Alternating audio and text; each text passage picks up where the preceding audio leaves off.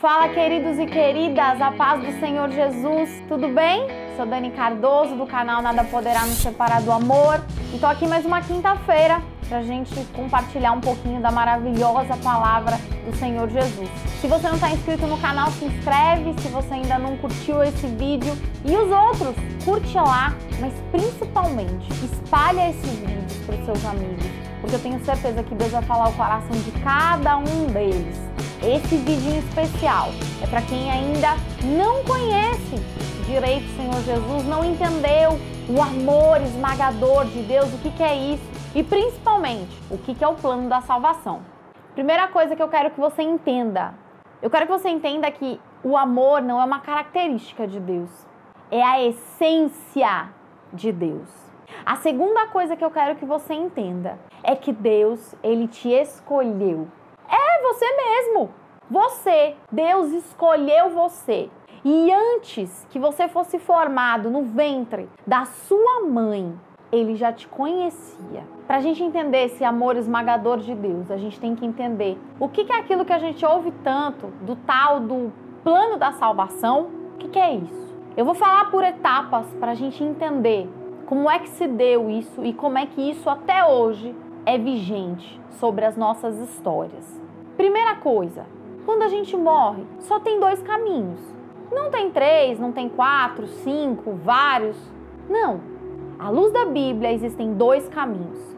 O primeiro caminho é morar com Deus, viver uma eternidade com Deus.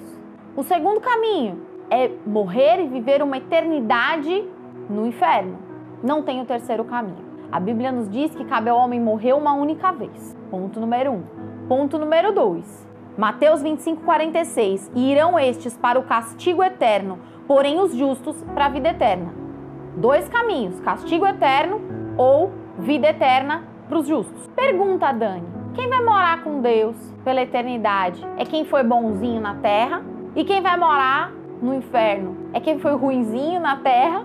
Não tem nada a ver com isso. A Bíblia vai dizer que nós sermos bons, nós fazermos coisas boas nessa terra, não é mais do que a nossa obrigação. Então, se fazer o bem é obrigação nossa, mas fazer o mal ele deve ser pago, diz a Bíblia. E pago com o quê? A Bíblia vai dizer que o salário do pecado é a morte. Que morte? Essa palavra morte de Romanos 6:23 aponta para uma morte de alma, de corpo, com uma setinha ali apontando para o inferno.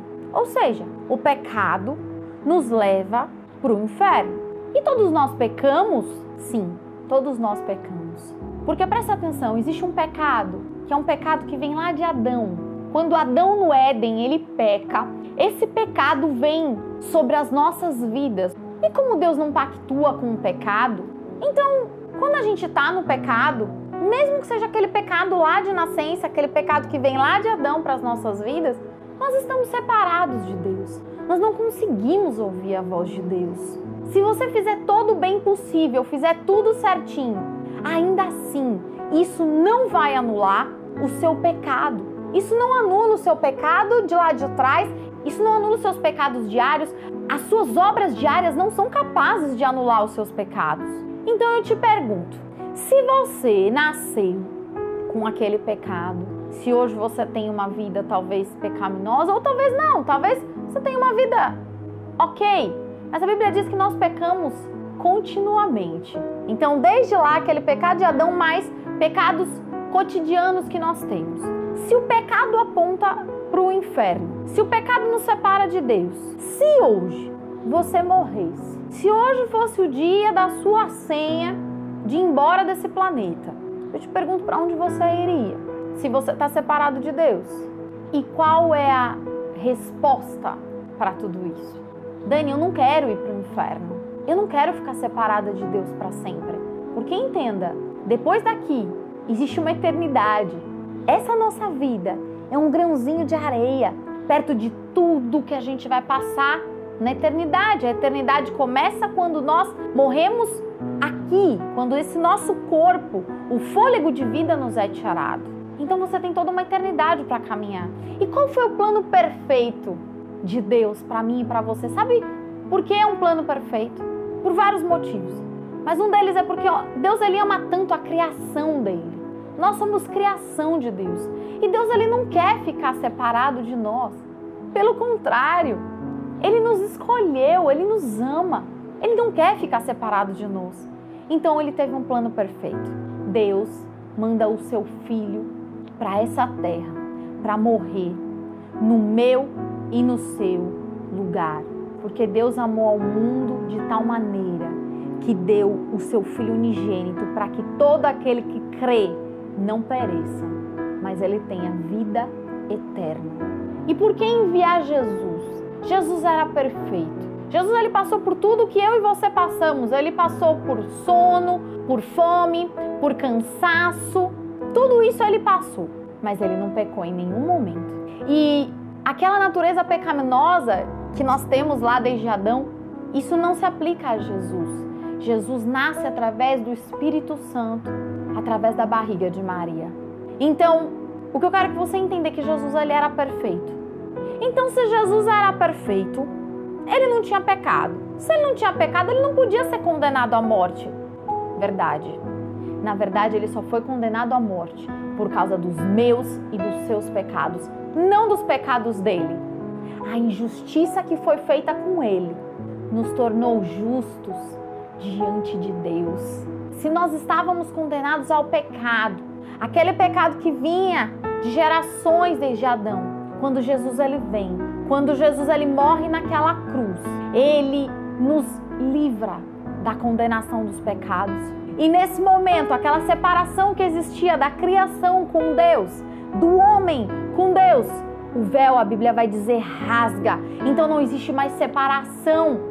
Nesse momento, Jesus, através de um sacrifício, ele nos reconcilia com Deus. Aquele Adão perfeito que caiu, que pecou. Depois, quando vem Jesus, ele restaura tudo que foi perdido lá no Éden. E além de restaurar a nossa comunhão com Deus, além de liberar esse acesso nosso para Deus, ele também nos dá acesso a vivermos uma vida eterna com Deus. E é lindo porque Jesus ressuscita, porque a morte não podia retê-lo, porque nele não havia pecado, a morte não tinha poder sobre ele. Então ele morre e ele ressuscita. Agora vamos para uma parte bem principal aqui. Jesus e Deus, eles fazem um ato voluntário. Deus Pai, Deus Filho, mandam Jesus para a cruz em um ato voluntário, um ato de amor por nós. E assim como foi feito um ato voluntário lá, hoje, o que Jesus conquista é o livre acesso. É como se Jesus nos desse um passaporte para acessar totalmente Deus, para nos conectarmos com Deus, para podermos viver uma vida eterna depois daqui com Deus. Mas nós também temos que exercitar o nosso livre-arbítrio e tomar uma decisão. Nós temos que tomar uma decisão de tomar posse do sacrifício que foi feito naquela cruz. Ué, como é que eu tomo posse disso? Eu preciso fazer alguma coisa, Dani? Eu preciso ser alguém bom, Dani? Não. Também você não precisa ser alguém perfeito. O único perfeito foi Jesus. Deus, ele nos ama tanto que se ontem ou hoje você cometeu um pecado, não importa. Você pode estar me assistindo de dentro de uma cadeia. Eu não sei onde você está me assistindo. Mas não importa o que você fez ontem, o que você fez hoje, o que você fez há 10 anos atrás. Essa aquisição de Jesus na cruz é para você. E um detalhe dela, é de graça. De graça. De graça. Eu quero ler com vocês Efésios 2:8. Porque pela graça sois salvos, mediante a fé. E isso não vem de vós, é dom de Deus. Através da fé, você vai ser salvo. Deus te deu uma medida de fé. Para que Ele te deu uma medida de fé? Jesus compra as nossas vidas naquela cruz por um preço de sangue, um preço da sua morte. A partir do momento que Ele compra as nossas vidas, nós agora, no ato voluntário, temos que entregar a nossa vida para Deus. Como é que eu faço isso? Jesus, ele já fez o sacrifício. Você não precisa fazer sacrifício nenhum. Agora, você só precisa tomar posse. Como é que você toma posse disso? Romanos 10:9 diz: se com a tua boca confessares Jesus como Senhor e no seu coração creres que Deus o ressuscitou dentre os mortos, então será salvo. Quando você crê em Jesus como Senhor da sua vida, aquele que vai governar a sua história, e você crê nisso tudo aqui que eu te falei à luz da Bíblia, você crê que Jesus, ele morre e ele ressuscita. Quando você crê nisso, confessa com a sua boca e crê com o seu coração, automaticamente você está salvo. Dani, automaticamente eu estou salvo? Automaticamente você está salvo. E o Espírito Santo de Deus, até agora eu falei só de Jesus e de Deus, e o Espírito Santo de Deus vem fazer morada dentro de você. Depois que você aceita Jesus, todos os seus pecados, eles são perdoados. Então, se os seus pecados são perdoados, desde aquele pecado lá de Adão, até os seus pecados diários, todos esses pecados, eles são perdoados quando você declara que Jesus é teu Senhor e você crê na morte e ressurreição do Filho de Deus que veio encarnado nessa terra. Ou seja, se os seus pecados são perdoados, então não tem mais separação sua com Deus. Automaticamente, a sua comunicação, ela é limpa.